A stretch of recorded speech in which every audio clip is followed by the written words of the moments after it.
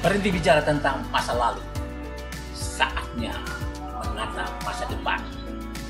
Bersama Ishak Rafiq, Direktur Eksekutif Masa Depan Institut.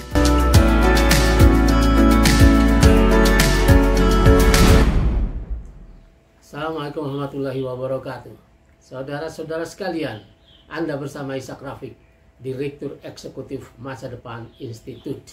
Panjangnya Institut Masa Depan Indonesia.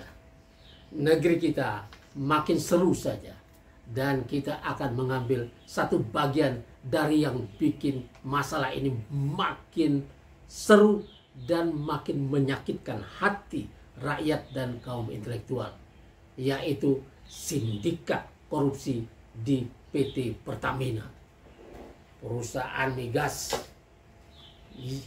BUMN yang sangat kita banggakan ini.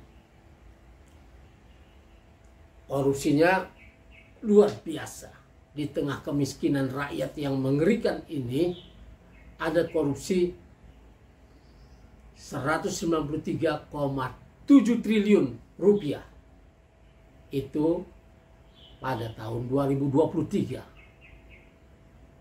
Sedangkan korupsinya, kata Kejaksaan Agung, telah berlangsung sejak 2018. Artinya semua ini terjadi pada masa kepresidenan Joko Widodo. Tentu saja orang akan mempertanyakan ini, di mana presiden pada saat itu terjadi. Kalau terjadinya dalam 1-2 hari saja, mungkin presiden tidak tahu, bisa dianggap wajar. Tapi kalau berlangsung selama 5 tahun, dari tahun 2018 sampai tahun 2023, terungkap tahun 2023, nah ini orang mempertanyakan. Dan Pertamina juga bukan perusahaan baru.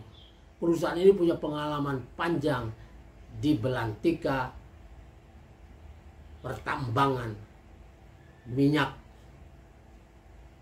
di Indonesia dan gas. Ini juga sering berkaitan dengan Pertamina, oil and gas, biasanya orang bilang begitu. Dan Kejaksaan Agung telah bertindak cepat. Awalnya 7 tersangka ditetapkan, kemudian bertambah menjadi 9, lalu menjadi 11, mungkin masih akan bertambah lagi. Orang menghitung, kalau tahun 2023 korupsi itu 193,7 triliun, maka orang mengakumulasinya dari tahun 2018 sampai tahun 2023 itu menjadi berapa? Dan itu mendekati 1.000 triliun. Ini luar biasa, sangat besar. Sedangkan pemerintah ini megap-megap cuman untuk menyediakan makan siang gratis atau makan siang bergizi yang dananya terus dikurang-kurangi sampai tinggal 71 triliun. Ini pun masih sulit karena tidak adanya duit. Dan pemerintah berusaha untuk meminjam dari negeri lain, dan katanya Cina siap membantu dalam urusan ini.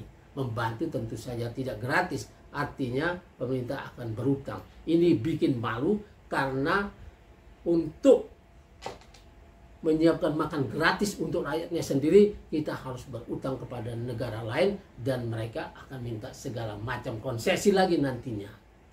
Dan ini sangat berbahaya, sehingga berapa kali saya sarankan untuk Prabowo tidak meminjam untuk memberi makan bergizi buat rakyatnya. Nah, sekarang ada duit yang sudah jelas-jelas sangat besar, yang dengan itu sebetulnya tahun 2023 saja kalau dana itu bisa kembali, itu sudah melebihi dana yang dibutuhkan untuk memberi bahkan gratis yang cuma 71 triliun itu. Nah, pada saat itu komutnya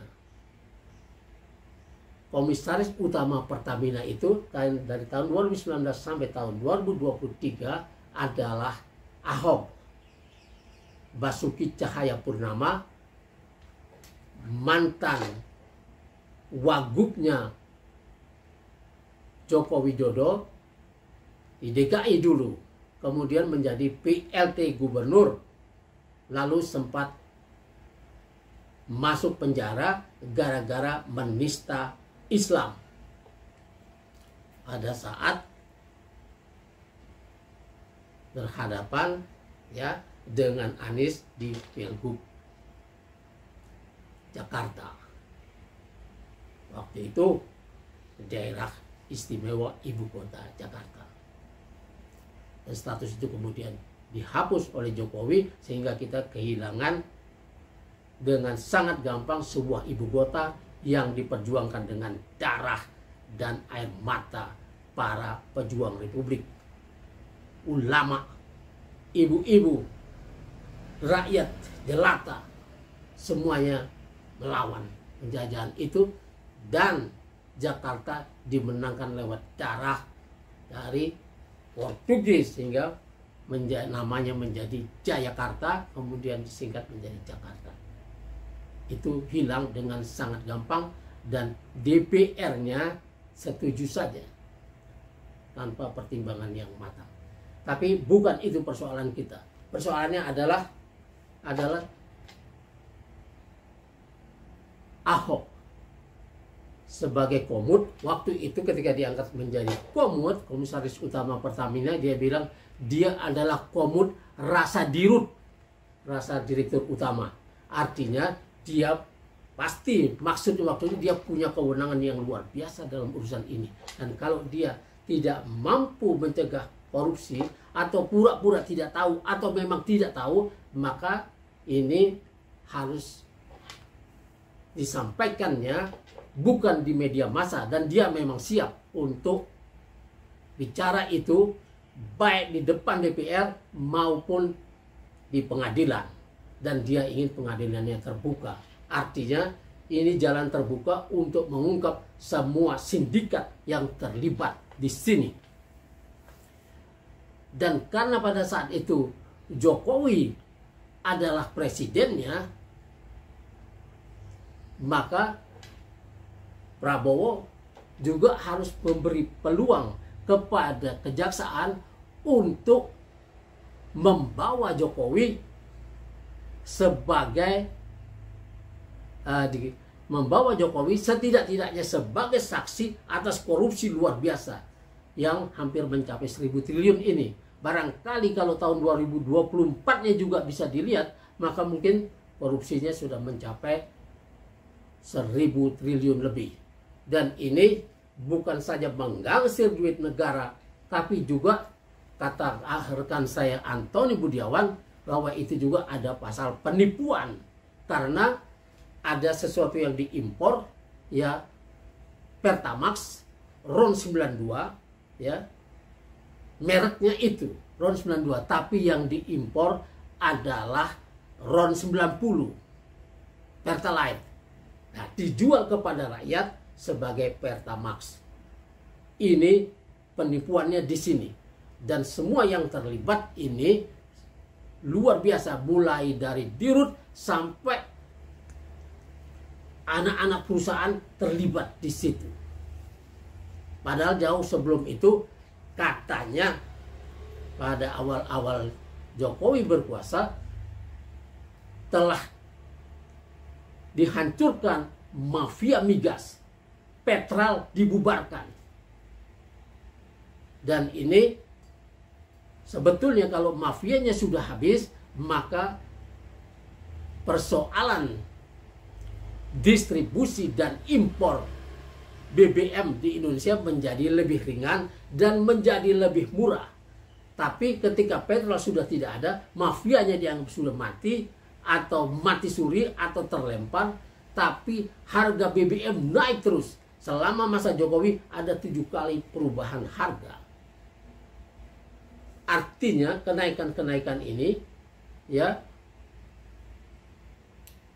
membuat orang merasa bahwa salah urus di Pertamina, korupsi besar-besaran di Pertamina, dibebankan kerugian itu kepada rakyat yang sudah susah. Maka kita melihat dalam laporan Kejaksaan Agung itu, pemeriksaan awal itu, setiap orang yang terlibat dalam korupsi ini, mulai dari Dir Pertamina dan lain-lain itu, yang 9 orang itu semuanya bilang bahwa mereka diarahkan. Siapa yang mengarahkan? Yang mengarahkan adalah Boy Garibaldi Boy Thohir, abangnya Menek BUMN Erick Thohir. Dan Erick Thohir juga disebut-sebut dalam laporan tersebut. Maka tidak bisa tidak, Erick Thohir sebagai Menek BUMN dan Boy Thohir harus segera ditangkap sebagai awal supaya tidak menghilangkan barang bukti. Ini biasa dalam kasus korupsi dan lain-lain. Ya, kasus apapun, pelakunya kalau dia pejabat negara, dia harus dinonaktifkan dulu. Maka Boy Thohir harus dinonaktifkan dan ditahan oleh KPK. Itu yang pertama. Yang kedua, Ahok harus juga ditangkap bersama Jokowi. Ini rangkaiannya. Karena Ahok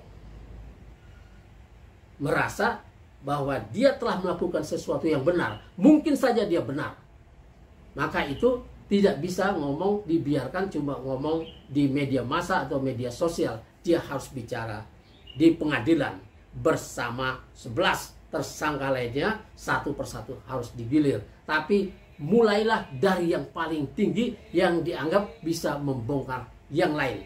Saudara-saudara sekalian, ini tidak bisa dibiarkan begitu saja, dan Prabowo harus mengizinkan Jokowi diperiksa, Ahok diperiksa, kemudian Boy Thohir, Garibaldi, Erick Thohir harus diperiksa, dan semua yang terlibat, petinggi-petinggi di Pertamina, semuanya seperti yang sudah ditangkap, dijadikan tersangka oleh Jaksa Agung, itu harus benar-benar sampai di pengadilan.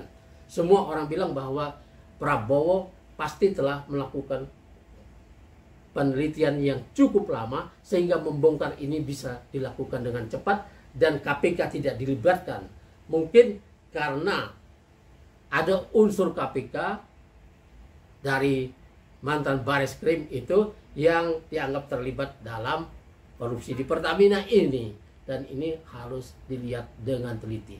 Siapapun yang dianggap terindikasi terlibat dalam korupsi ini harus ditangkap, harus dibawa ke pengadilan, dan kalau mereka tidak terbukti bersalah harus dikembalikan nama baiknya. Wassalamualaikum warahmatullahi wabarakatuh.